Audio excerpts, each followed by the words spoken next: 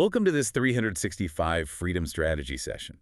Today we're breaking down the mechanics of the narrative belief reset and why your brand's biggest bottleneck is the story you whisper to yourself. Right. And we're operating today basically as your internal strategic partners. Our whole objective here is to analyze the mechanics outlined in the architecture of a new narrative. Specifically, we're looking at week 6, season 2, episode 8. Exactly. So I want you to imagine sitting down to write like a super simple 2-sentence email to a prospective client. Or maybe, drafting the opening slide for a keynote presentation or something. Yeah, totally. And suddenly you just feel like an absolute fraud. Yeah. Like your hands hover over the keyboard. Oh, that hesitation. Right. You know your product is exceptional. You know your methodology works. But the words that actually make it onto the screen, they just feel, I don't know, small. Small, yeah. Apologetic. Apologetic and totally constrained. So the core mission of this session is highly targeted at exactly that feeling. We need to completely dismantle the ways founders, leaders, strategists, how they subconsciously sabotage their own resonance by speaking from outdated identities. Which happens constantly. Constantly. So we're going to map out the exact, precise process for reclaiming your becoming. And I really want to direct this right at you, the listener. Because it applies no matter where you are in your journey. Exactly. Whether you're leading a massive organization or, scaling your own solo consultancy, you're going to learn how to identify those subtle, kind of invisible assumptions that are actively meeting your storytelling right now. Because resetting your beliefs is the mandatory, non-negotiable first step to resetting your narrative. Period. Yeah. That is exactly the protocol we need to establish right from the start. I mean, we are not talking about superficial copywriting tweaks today. No quick hacks. No. We are examining the structural integrity of your brand's communication. Because what happens so often is that, a founder looks at a conversion problem or maybe a lack of engagement, and they immediately assume it's a tactical issue. Oh, totally. They blame the algorithm. Right. They blame jerk at timing. They fire their ad agency. Exactly. They look entirely externally. But the principles we're examining today, they force us to look at the internal architecture first. The internal whisper. Yes. The bottleneck is almost always originating from that internal whisper, that quiet, persistent story you tell yourself about, who you are, what you deserve, where you came from. Right. If that internal whisper is contaminated by outdated beliefs, it will systematically dismantle your external narrative before you even hit publish. I want to anchor this in the specific micro story we are looking at today, because I think it perfectly illustrates that contamination you're talking about. It really does. So we had this client who was trapped in what we'll call the fragmented identity bottleneck. This is a professional who literally believed her story was too fragmented. Too chaotic. Yeah, too chaotic to be shared or even to really mean anything. She was carrying around these heavy, jagged labels from past chapters of her career. Right. So let's think about what that actually looks like for a founder. Let's say you start a company and it fails. Super common. Super common. Then you pivot to an agency model and you lose a major client. Mm-hmm. Then you finally find your footing in sauce, right? Right. From the outside, that just looks like a standard entrepreneurial journey. Just normal business growth. Exactly. Right. But on the inside, she labeled that history as chaotic. She labeled herself as unfocused. And those specific labels were actively shaping how she spoke about herself in the present tense, even though she was now, highly successful. Which is an incredibly common psychological trap. We assume our past defines our present, but the mechanism is actually much more insidious than that. Oh, so? Well, when a founder makes a decision, maybe a pivot that didn't pan out, or a period where they were barely making payroll, they attach a permanent judgment to that temporary state. Oh, a permanent judgment. Exactly. They label themselves as a failure or as someone who's just constantly scrambling. Then, years pass, they build new things, they gain massive competence. Right. Their actual reality changes. The material reality changes completely. But they hold on to the judgments of those decisions made years ago. Wow. And those outdated beliefs quietly thread through their current narrative. It operates as a background program of self-sabotage that completely disrupts their brand resonance today. Because they're talking to a totally different audience now. Right. They're speaking to their current, highly sophisticated audience, but they are filtering their voice through the shame or the guilt or the perceived inadequacy of who they were 5 years ago. But wait. Okay, let me play devil's advocate for a second here. Sure. Everyone tells us modern brand building is about complete authenticity. We hear it constantly, right? Hmm. Be authentic, be transparent, show your scars. Well, everywhere. Yes. So if I had a genuinely chaotic past, if I made terrible decisions 5 years ago, isn't hiding that a lie? Hmm. Like, if authenticity is the ultimate goal, shouldn't we include those past fragmented pieces? Well, I see where you're going. Aren't those old labels, even the ugly ones, just part of being honest about the reality of where we came from? That is the critical distinction we have to make here. Being honest about the past is entirely different from living in the past's labels. Okay, unpack that. Let's look closely at the mechanics of meaning making. The story is never really about the past event itself. The event is just raw data. Right. The story is about the meaning you have attached to that data. You can be absolutely honest that you had a business fail in 2018.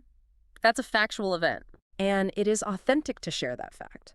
But if the meaning you attach to that fact is, I'm inherently bad at managing risk, and you carry that label into your strategic communications in 2026, you're not being authentic to who you are today. Oh, I see. You're holding on to an outdated meaning. Authenticity requires you to reflect your current reality and your current competence. Holding on to an old label isn't honesty. What is it then? It's a refusal to acknowledge your own growth. And that refusal creates this really stuck, rigid style of storytelling. So if I'm understanding the mechanism correctly, the event itself is totally neutral. The failure happened. But the label, the I am a chaotic failure part, Is an interpretation. yeah, an interpretation. And when we drag that old interpretation into a present-day context, it fundamentally alters how we communicate, Absolutely. which leads us to the actual execution side of things. Yeah. Because if these old labels are the bottleneck, we need to understand how exactly they manifest in the day-to-day operations of a brand's communication. It's one thing to have an internal psychological block, but how does that block actually leak out onto the page? How does an internal whisper mutate public-facing copy? This is where we transition from psychology into hard technical execution, because you can actually feel the weight of an outdated identity pressing through every single sentence a person writes. Really, like at a grammatical level. Yes. Yeah. When you sit down to write an email, a landing page, a strategy document, your brain is simultaneously processing two different streams of information. Okay. You've got the tactical goal of the writing, and you've got the emotional reality of your identity. So if you secretly judge yourself for past chaos, your sentence structure will physically reflect that hesitation. It becomes defensive. Defensive sentence structure. What does that actually look like? Let's analyze the anatomy of a landing page written from a fragmented identity. A defensive sentence structure is defined by over-explaining and constantly qualifying your expertise. Right, so instead of just planting a flag and saying, like, we build the most resilient systems in the industry. Which is active and confident. Right. A founder operating from that place of guilt or perceived fragmentation will write something like, drawing on a variety of different experiences across multiple sectors, we strive to build systems that we hope can offer resilience. Exactly. It's so painful to read. They pad the sentence with qualifiers because they don't actually believe they have the authority to make the bold claim. And they use passive voice, don't they? Oh, constantly. They use the passive voice as a psychological hiding place. Active voice requires a confident actor. I solved this problem. Passive voice removes the actor entirely. The problem was eventually solved through various methods. Right, it's always shrinking away from your own agency. Exactly. And their tone becomes incredibly apologetic. You see this constantly in sales emails. Oh, yeah. I just wanted to reach out. Sorry to bother you. I know you're super busy. Yes. They're essentially apologizing for taking up space because their internal whisper is telling them they are still the chaotic amateur from 5 years ago. Not the industry peer they actually are today. Right. And it shows up really heavily in the metaphors they use, too. Oh, metaphors are huge indicators. Right. If your internal belief is that your past is just this chaotic mess you're desperately trying to outrun, your metaphor is going to reflect constraint, survival, exhaustion. Like what? Well, you hear leaders talk about putting out fires or staying afloat. Keeping the lights on. Yes, or dodging bullets. You never hear them use metaphors of growth or architecture or vision because they just don't feel worthy of those expansive concepts yet. Right. They are writing from a bunker mentality. A bunker mentality. That's a great way to put it. Yes, and that bunker mentality dictates the syntax of their entire brand. Let's think about the cognitive load of writing from that place. It's got to be exhausting. It is. Every word is a negotiation with their own imposter syndrome. They're constantly asking themselves, am I allowed to say this? Will they find out I used to be a mess? And this leads to writing that is incredibly dense, overly complicated, and just completely devoid of oxygen. It is exhausting to read because it was exhausting to write. It makes me think of an analogy. It's like wearing a tailored suit that was cut for you 5 years ago, Oh, I like that. right? Like no matter how premium the fabric is today, it restricts your movement. It pulls at the shoulders, and everyone watching can tell you're uncomfortable. Right, because the fit is wrong. Yeah, you're trying to perform in a structure that just no longer fits your dimensions.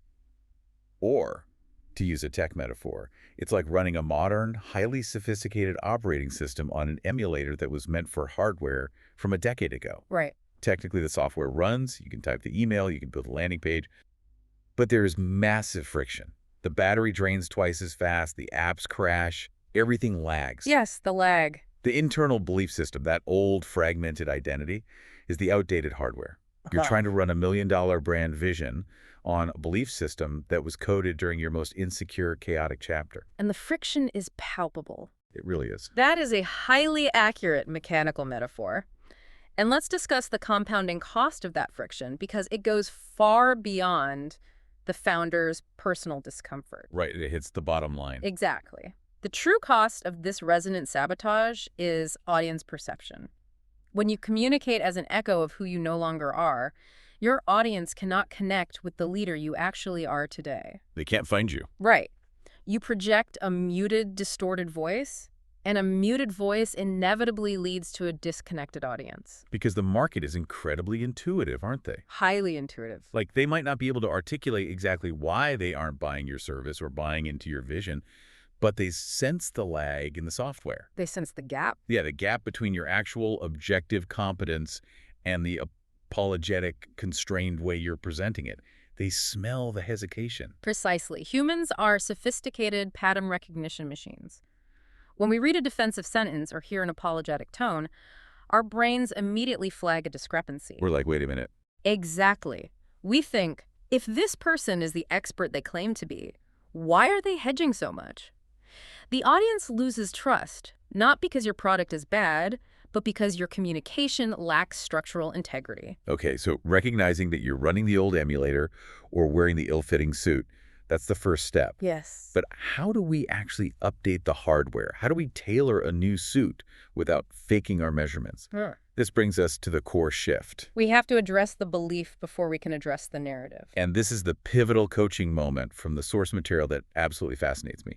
The breakthrough for this client didn't happen by giving her a list of strong verbs to use or sending her to a copywriting boot camp. No, tactical fixes wouldn't work. Right.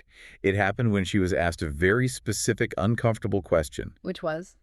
Tell the version of the story you tell yourself when no one is listening. That is the narrative belief reset. You cannot change the public narrative until you isolate and confront the internal whisper. You have to look at the story you tell yourself when the microphone is off, when the team goes home, when you were just completely alone with your thoughts. And when she paused and actually articulated that internal whisper, when she described how she still judged herself for decisions made years ago, she revealed the foundational algorithm of her storytelling. The actual source code. Right. And this introduces a profound philosophical and psychological reality. Stories do not record our past. They shape our present. Say that again, because that's huge. Stories do not record our past. They actively shape our present.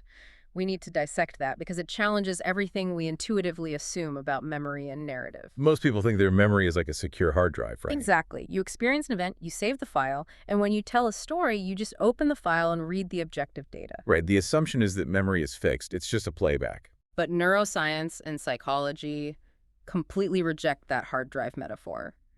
Memory is not a recording.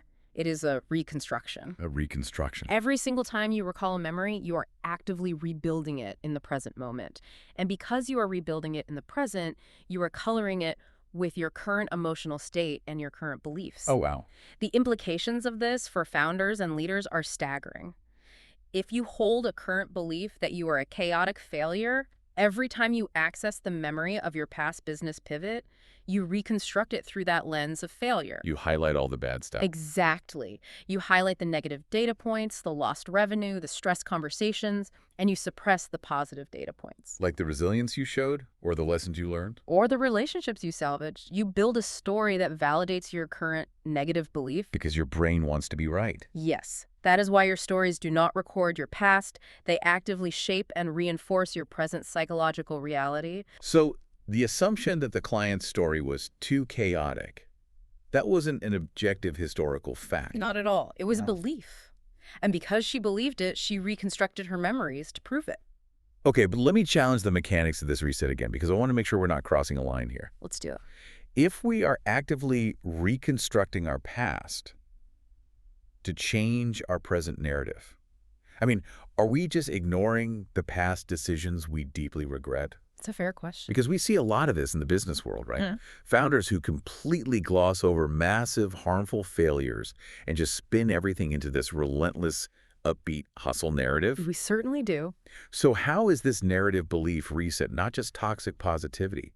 How is it not historical revisionism?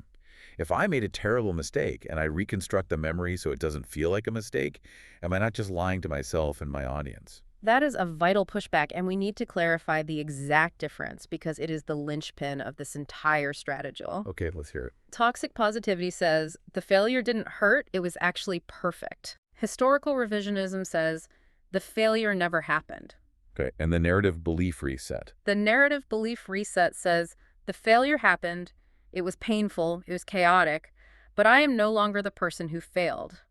I am the person who survived the failure, learned from the chaos, and built a resilient framework because of it. Oh, I see. You do not alter the facts, you alter the perspective. Ah, okay. So the event remains the raw material, but the belief is the lens through which you view it. Precisely. You take the exact same historical data, the failed business, the chaotic pivot, and you view it through the lens of your current maturity. You extract the wisdom and you leave behind the shame. That makes so much sense. Toxic positivity demands you ignore the pain. The belief reset demands you acknowledge the pain, but refuse to let it dictate your current identity. It's about starting with one moment and finding one new truth. The facts don't change, but the meaning you attach to them changes entirely. Wow. So if I view my past through the lens of shame, my story is a tragedy. I'm the victim of my own bad decisions. But if I view that exact same past through the lens of current maturity, my story becomes an origin story of resilience. Yes. I am the architect who learned how to build stronger foundations after a collapse. The data points in the story might be identical, but the energy of the story shifts completely, from defensive to expansive. And this crucial distinction between revisionism and growth leads us directly into the technical difference between forcing a new brand and owning your current reality. This is where we encounter the central thesis of the strategy, isn't it? It is. The quote is, every time you rewrite the story you tell about yourself, you reclaim a piece of your becoming. I love that phrasing, reclaiming a piece of your becoming. The client's success didn't come from inventing a new, polished identity. It came from simply choosing to stop carrying the old, fragmented one. Let's contrast those two approaches because structurally and, energetically, they are worlds apart. Completely different. Inventing an identity is what so much traditional branding advice pushes. It's that fake it till you make it mentality. Which is so toxic. It is. You look at a competitor you admire or an archetype you want to embody, say the flawless executive or the visionary disruptor, and you try to put on that armor. It's a massive, heavy artificial lift. It's incredibly heavy because it requires constant maintenance. Yeah. When you invent an identity, you have to maintain a facade at all times.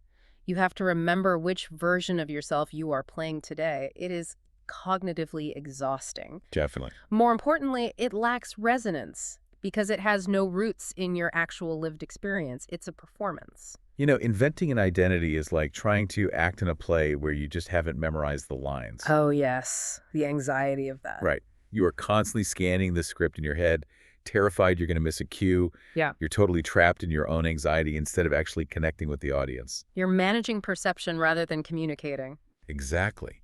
But what we're talking about here, reclaiming your becoming, It's the exact opposite of that. It's just walking off the stage, taking off the heavy costume, and speaking in your normal voice. Yeah. It's not an additive process. It's subtractive. Subtractive is the exact right framework. Right. Reclaiming your becoming is the professional act of dropping the outdated labels. It is an unburdening. Yeah. You are not adding a new, shiny layer of marketing spin to your identity. You are simply stripping away the old judgments, the shame of past chaos, the feeling of being an imposter. You are removing the friction from the system. And when you stop carrying that old identity, what's left underneath is the authentic, matured version of who you are right now. Yes. That word becoming is so deliberate. Like you're not a static entity. You're always in a state of becoming. Always evolving.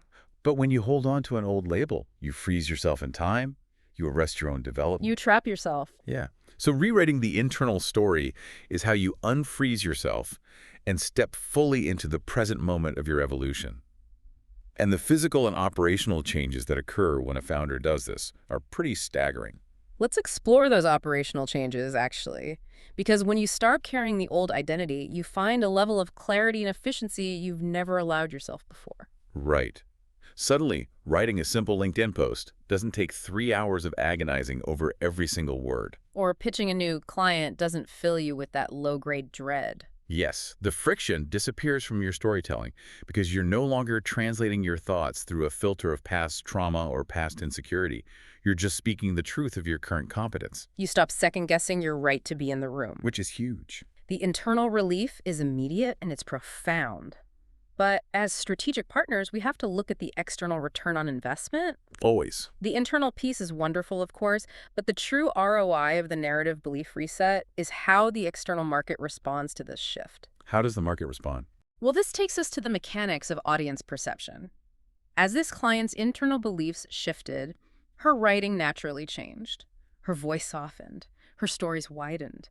And crucially, her audience felt the shift long before she announced it. There was no big rebrand campaign, Nope. no new logo, no press release, just a fundamental shift in the frequency of her communication. Exactly. We have to examine the mechanics of that audience perception because, honestly, it borders on a sixth sense. Yeah. Like, how does an audience, whether they're reading an email newsletter, watching a short-form video, or sitting across from you in a sales presentation, how do they actually feel that shift? We mentioned earlier that audiences are highly attuned to authenticity and are essentially pattern recognition machines, right? Right. Well, they read the subtext of your tone, your pacing, and your structure. When you force an outdated identity, or when you try to invent a fake one, your communication is rigid.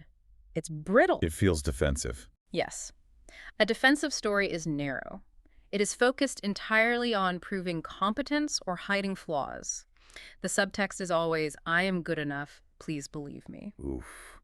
That's a rough energy to put out there. It is. But when you drop the old labels, the voice softens and the stories widen. So what does that widening actually look like in a strategic context? When your stories widen, you move from a defensive posture to an expansive posture.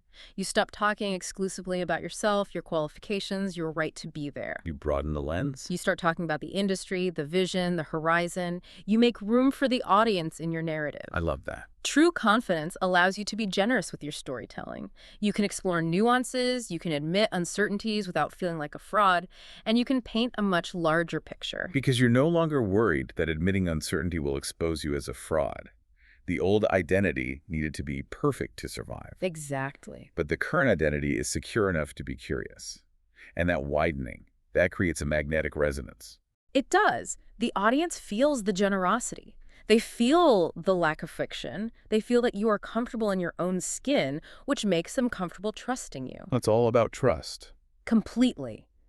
You do not need a formal rebranding announcement to change how the market perceives you. When the fundamental frequency of your communication aligns with your current truth, the audience's sixth sense picks up on it immediately. They just feel that you're the real deal now. The bottleneck is removed and the resonance is restored. Which brings us to the actionable application for you, the listener. Because we don't just want to leave you with the psychological theory here. No, we need execution. We want to issue the exact execution strategy from the source material. So this is your assignment today. Listen closely. Tell a story from your past, but write it using the voice and the beliefs you hold about yourself today. That's the key. Right. Do not write it from the perspective of the stressed, chaotic person who lived it. Write it from the perspective of the leader who survived it analyzed it, and learned from it. And as you do this, I want you to notice what shifts. Pay attention to the mechanics of your own writing. What should they look for? Notice how the sentence structure naturally changes from passive to active. Notice how the apologetic qualifiers just disappear. Because you don't need them anymore. Right.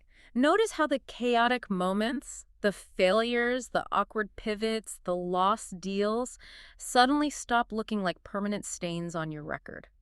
When viewed from your current perspective, they look like necessary stepping stones. You'll realize that the chaos was actually a requirement to build the immense competence you hold right now. It was training. It was training. I want to leave you with a final strategic question to mull over. We've established today that your stories don't record your past, right? They actively shape your present. Yes. So ask yourself, what reality is the current version of your brand's narrative building for you tomorrow?